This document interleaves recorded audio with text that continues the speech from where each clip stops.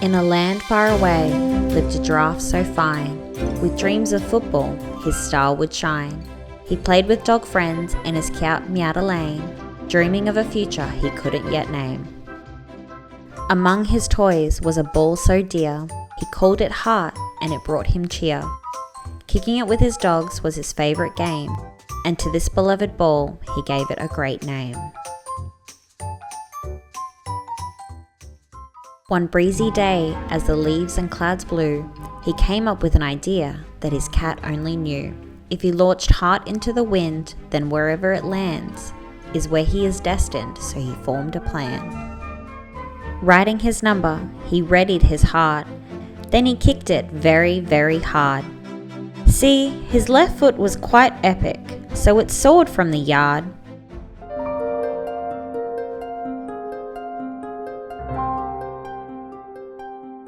A fairy down south had heard of the plan. This giraffe is my future, so I must keep an eye on my man.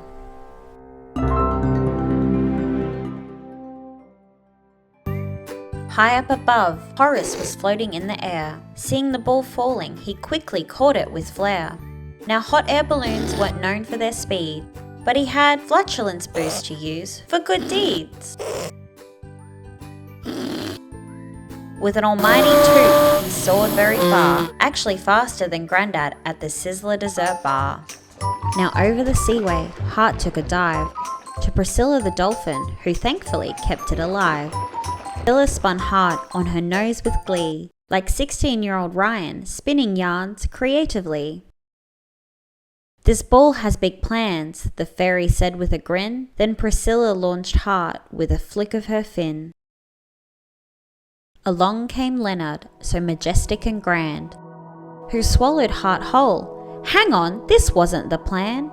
The now nervous fairy was growing anxious down south. She suddenly thought, how the hell do I get this ball out? Before she had time to consult ChatGPT, the whale started to groan. Then, achoo! He sneezed. Shooting out of his spout, he propelled Heart in a flurry, faster than Grandma's "You're right, my way, if you hurry!" Up high in the clouds, Ron, a pelican, soared. A pufferfish, he thought, a treat he adored. Catching Heart in mid-flight, finding it wasn't tasty at all. Luckily, a spell from Fairy stopped him from hurling the ball. Now the pelican didn't yet know, but he was part of a plan, so he continued his journey north to get his perfect tan. The fairy in Melbourne thought, oh shit, what a rort! I better hightail it to Queensland and alter Heart's course. Flying over surfers, the clueless pelican spotted a sight.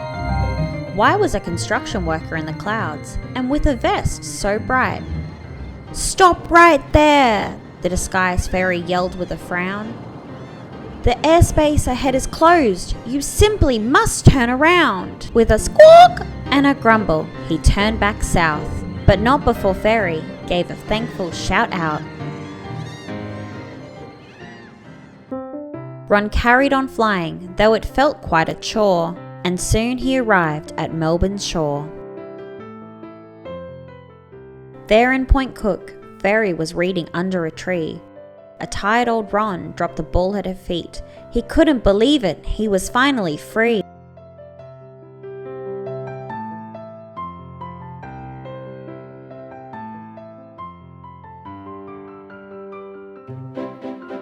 The fairy looked up from her incredulous read. Relieved to see Heart, she questioned, did I really succeed?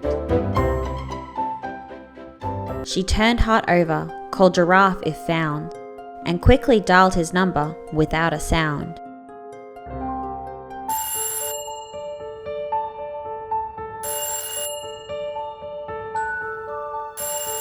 Giraffe picked up with an anxious tone. Mama? He asked, feeling suddenly alone. The fairy was surprised, but without a care. Still she wondered about the strangeness going on up there. As a young independent fairy, she wasn't one to dart. So she rolled her eyes and replied impatiently, "Hey, I found your heart."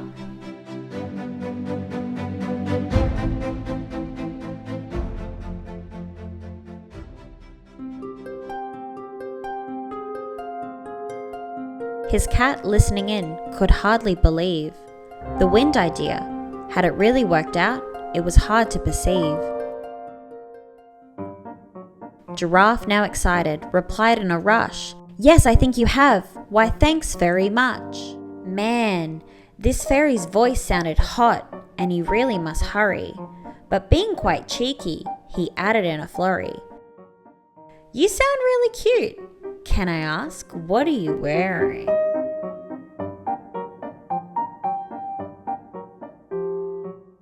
Wow, this one's a charmer, the fairy thought as she was silently swearing. "Not much," she retorted, replying with a zing. "Just my super voluptuous fairy wings."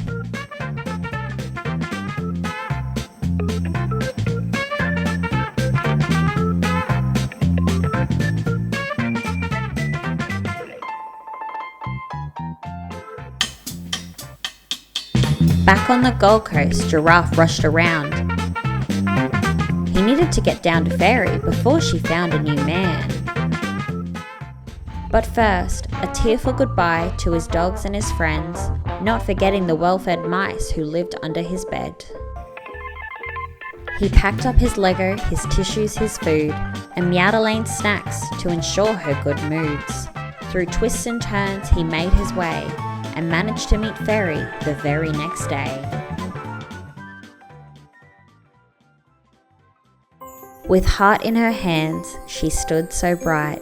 The first time he saw her, well, it was love at first sight.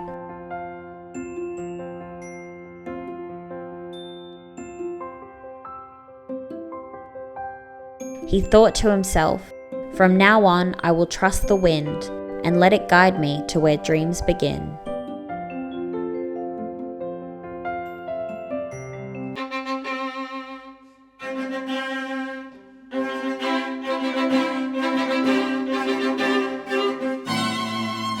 "5 years on, the fairy is more than relieved. All her efforts were worth it, and the wind, well, in that she will let him believe."